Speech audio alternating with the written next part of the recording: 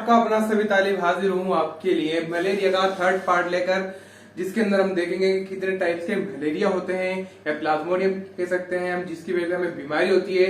इसके अलावा हम देखने वाले हैं इसके सिम्टम्स, लक्षण क्या क्या होते हैं इसके, इसका ट्रीटमेंट देखने वाले हैं और अपने इसके कुछ पैथोलॉजिकल टेस्ट वगैरह के लैब्स के अंदर किस तरीके से जांच होती है कि हम के लोगों को मालूम हो पाता है कि आपको मलेरिया हो चुका है। पहला पार्ट अगर आपने देखा नहीं है तो जाकर देखें, और अगर सेकंड पार्ट भी नहीं देखा तो फिर उसको भी जाकर देखें। अब थर्ड पार्ट हम लोग स्टार्ट करने वाले हैं। तो सबसे पहले हम देखेंगे इसमें क्या है, human species of Plasmodium and types of malaria. कितने प्रकार के मलेरिया होते हैं in human beings malaria is caused by 4 species, 4 species के कारण मलेरिया होता है। पहला प्लाज्मोडियम वाइवेक्स। अब ये प्लाज्मोडियम वाइवेक्स के अंदर क्या होता है, it is common in India, ये हमारे इंडिया के अंदर कॉमन है बहुत। It is less common in Africa, ये अफ्रीका के अंदर लेस कॉमन है। It's incubation period is about 14 days, इसका जो इंक्यूबेशन पीरियड होता है वो 14 दिन का होता है। इंक्यूबेशन पीरियड का मतलब आप समझते हो ना कि लक्षण कब इसके दिखने लग जाते हैं, 14 दिन के अंदर। It causes benign tertian malaria, क्या कहते हैं, बिनाइन टर्शियन मलेरिया, इस चीज को याद रखें आप। Recurrence of fever is after 48 hours every third day, यानी कि 48 घंटों बाद इसके अंदर बुखार आता है हर तीसरे दिन। मान लीजिए पहले दिन आपको है बुखार, अब ये बुखार उतर के दूसरे दिन नहीं होगा आपको, तीसरे दिन नहीं होगा, बट चौथे दिन होगा आपको बुखार। तो यानी कि हर 48 आवर्स में 24 घंटे इसके, 24 घंटे अगले दिन के, 24 48 घंटे बाद हर तीसरे दिन आपको क्या होगा, बुखार होगा बड़ा तेज। उसके बाद recurrent attack of fever is called paroxysms. Fever का रिकरेंट अटैक को हम क्या कहते हैं, पैरोक्सिम्स कहते हैं। मतलब आपको आपके अंदर बेचैनी फील होने लग जाएगी। अब इसके बाद क्या है, दूसरा प्लाज्मोडियम फैल्सिपेरम। अब ये सबसे खतरनाक मलेरिया, ये प्लाज्मोडियम सबसे खतरनाक क्या है, यही है प्लाज्मोडियम, जिससे सबसे ज्यादा इंसानों की मौत होती है। तो अब इसके अंदर हम देखेंगे, it is common in certain parts of India, ये हमारे इंडिया के कुछ सर्टेन पार्ट्स के अंदर कॉमन है।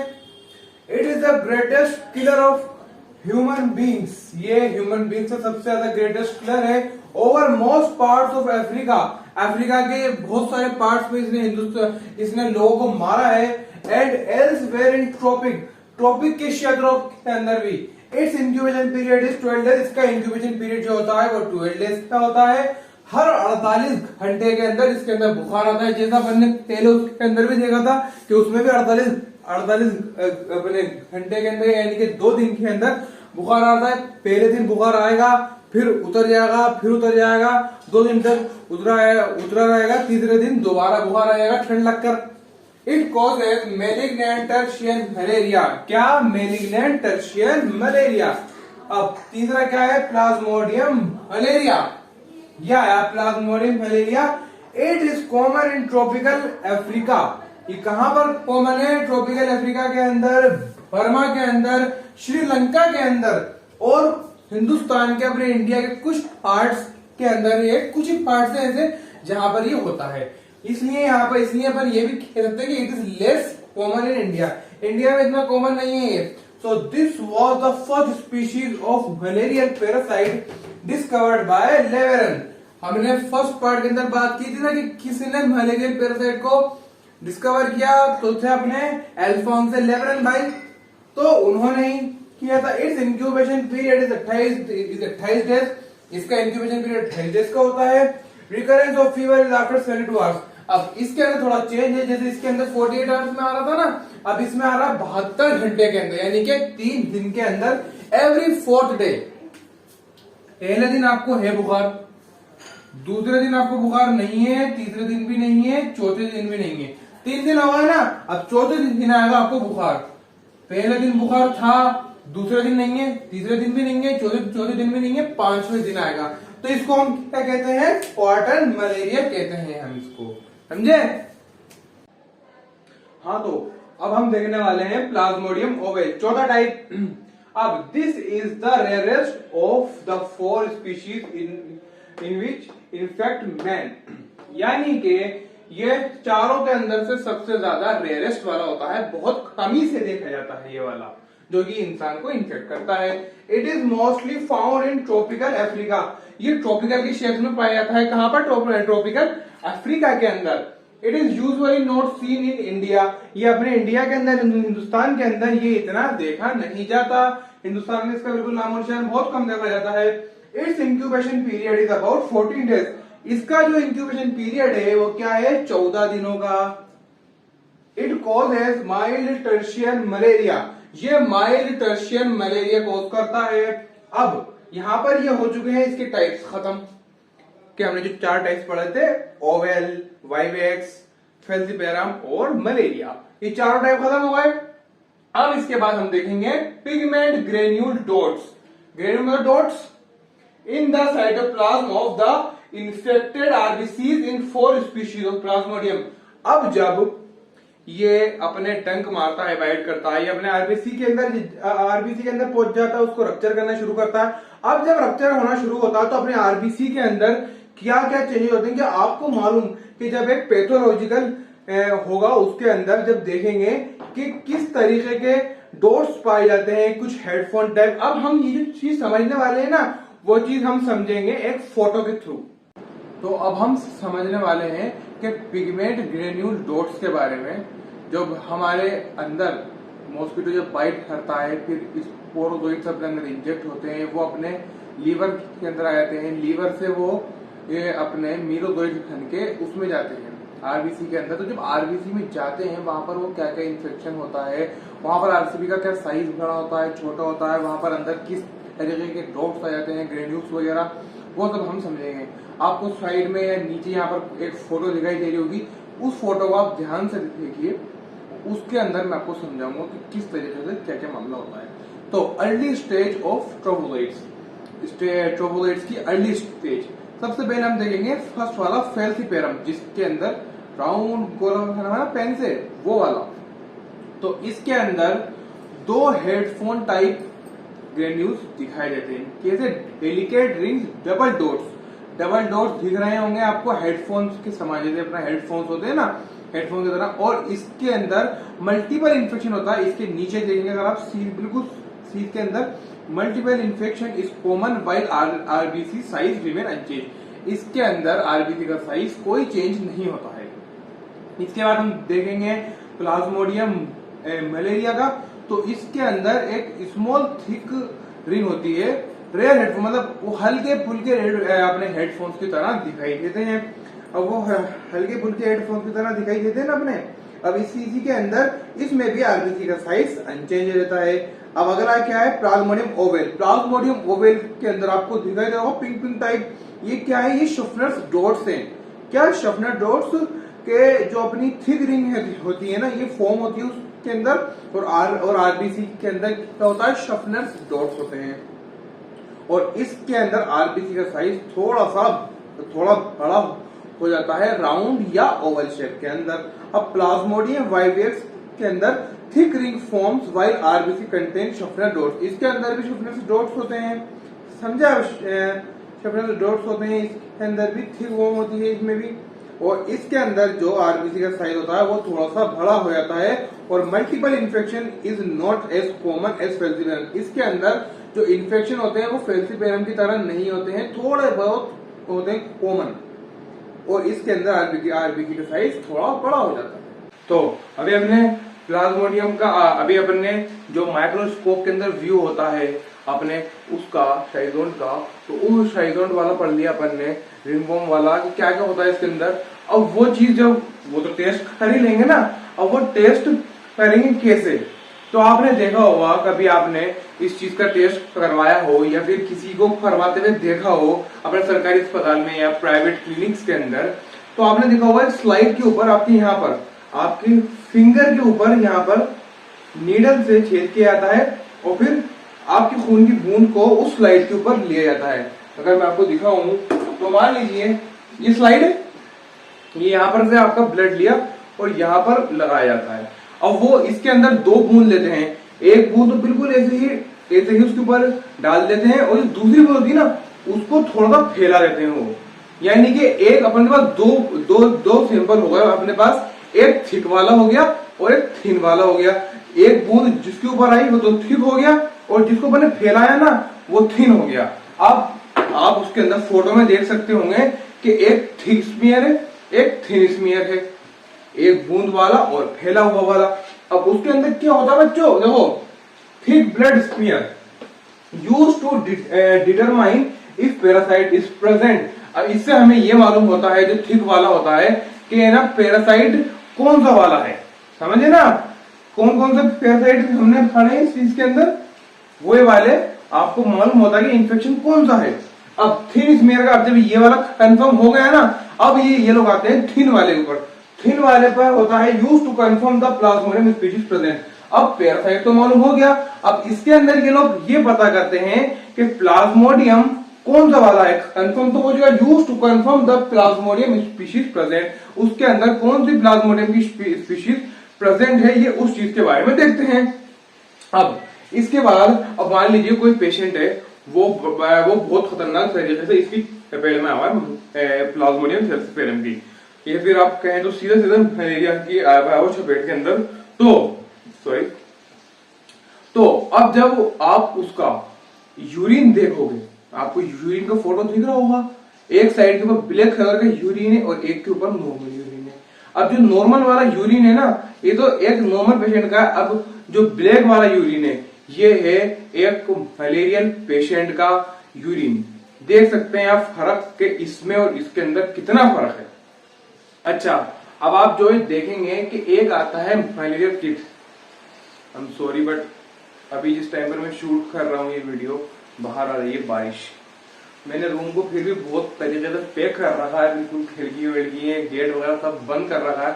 फिर भी अगर जितनी भी आवाज आ रही है तो बाहर बहुत तेज बारिश आ रही है, तो you have to bear with this, okay. तो अपन कहां पर थे, हाँ मैं कह रहा था कि एक मलेरियल किट आता है, आपको फोटो दिख रहा होगा, ये तो मार्केट में अवेलेबल है, अब तो हो भी आता है 100-150 रुपए का।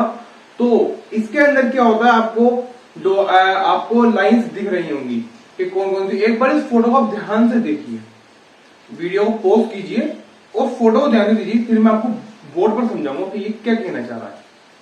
देखें, देख लिया, तो आप देखें। सबसे पहले मान लो किसी पेशेंट को प्लाज्मोडियम फैल्सिपेरम है या मिक्स इन्फेक्शन है कोई, समझे ना, मिक्स इन्फेक्शन समझते हो ना, और एक प्लाज्मोडियम फैल्सिपेरम है, तो उसके किट के अंदर किस तरीके की लाइंस आएंगी, ये देखें, ये आ गया, एक लाइन यहां पर भी आएगी, एक लाइन बीच में भी आएगी और एक लाइन नीचे भी आएगी। ऊपर, बीच में और नीचे तीनों लाइंस आएंगी कब, जब प्लाज्मोडियम फैल्सिपेरम और ये फिर कोई मिक्स इन्फेक्शन होगा तब। समझ गए ना, क्या क्या, प्लाज्मोडियम फैल्सिपेरम या फिर कोई सॉरी, या फिर नहीं, इसी के साथ कोई मिक्स इन्फेक्शन हो कोई, समझे, मिक्स इन्फेक्शन या फिर प्लाज्मोडियम फैल्सिपेरम।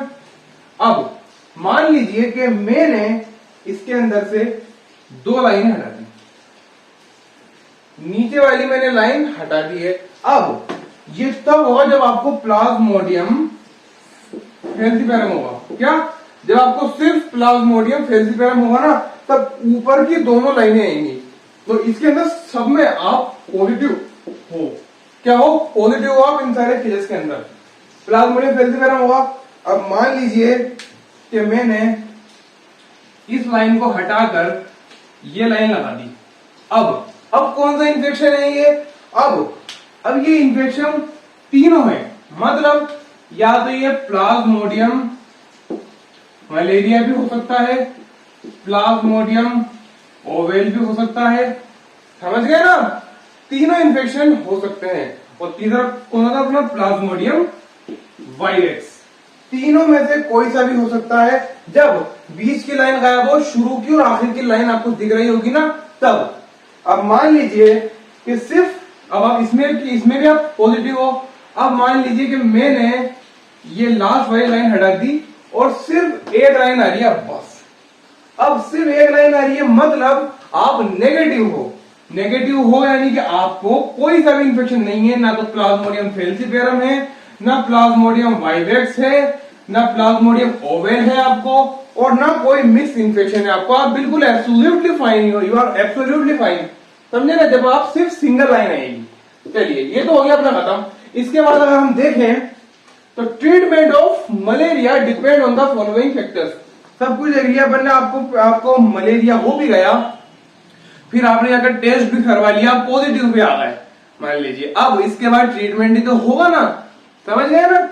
अब ट्रीटमेंट के अंदर किन फैक्टर्स पर डिपेंड होता है ट्रीटमेंट, कि आप किसी डॉक्टर के पास जाओ और वो आप उसको अपना हाल बताओ, तो वो भी तो आपसे कुछ ना कुछ पूछता होगा ना, या कुछ ना कुछ नोटिस करता हो आप में कि आपको क्या है, आपकी हिस्ट्री देखता हो पूरी, फिर उसके बाद वो आपका इलाज शुरू करता है।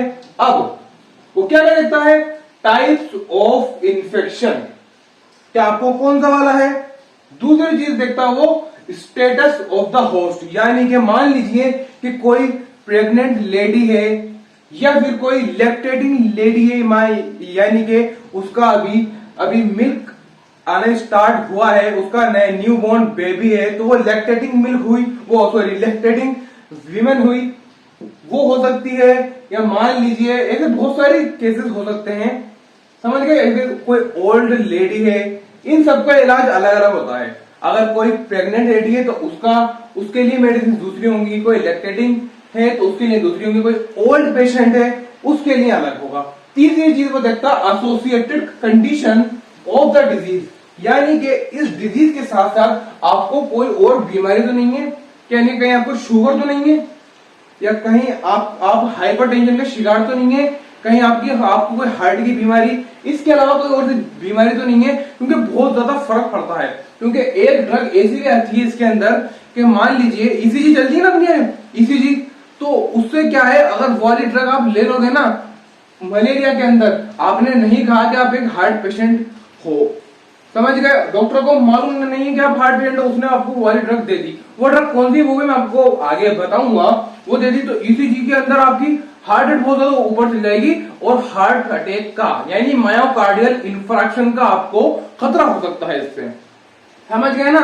अब भैया इसके बाद हम देखें used in treatment of malaria. Malaria के ट्रीटमेंट के अंदर कौन कौन सी ड्रग्स दी जाती हैं, ये वाली ड्रग्स मैंने आपको पहले भी समझाया था। ये वो ड्रग्स नहीं है, ये वाली ड्रग्स जो अपन खाते हैं इससे अपन ठीक होते, समझे। होने को तो यार जो लोग ड्रग्स लेते हैं वो भी कहते हैं कि यार हम इससे ठीक हो जाते हैं, समझे ना। देखिए ना फेरी के, समझे। चलो drugs use in treatment of malaria, सबसे पहला क्विनीन, क्लोरोक्विनीन और हाइड्रोक्लोरोक्विनीन। होने को तो बहुत सारे हैं, आपको तो इन तीन को याद रखना है कि ये तीन दिए जाते हैं, समझ गए ना। होने को बहुत सारे, बट अभी आपको इतने में आपका काम हो जाएगा।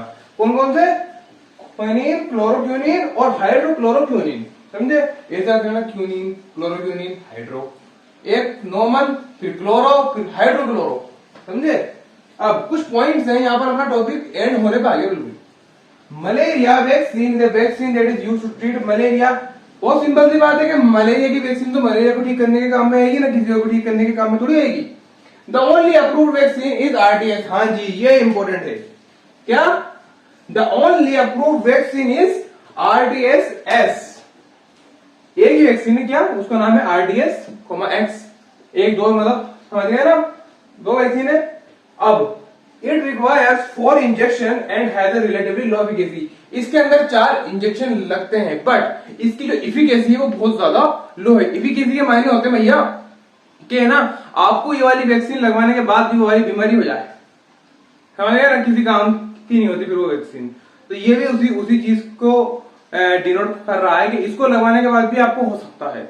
मैंने भी लगवाया था, मुझे तो हो चुका है एक बार, तो काम की नहीं है, समझे। Due to this low efficacy WHO doesn't recommend RDS-S vaccine in between 6 to 12 weeks of age baby. इसीलिए वर्ल्ड हेल्थ ऑर्गेनाइजेशन ने 6 से 12 हफ्तों की उम्र के जो छोटे अपने बेबीज होते हैं उनको ये नहीं लगवाना चाहिए, ये रिकमेंड किया है। इससे नुकसान होते हैं, समझ गए। तो यहां पर आपका ये वाला टॉपिक एंड हो चुका है, खत्म, मलेरिया खत्म हो गया। Thanks for watching.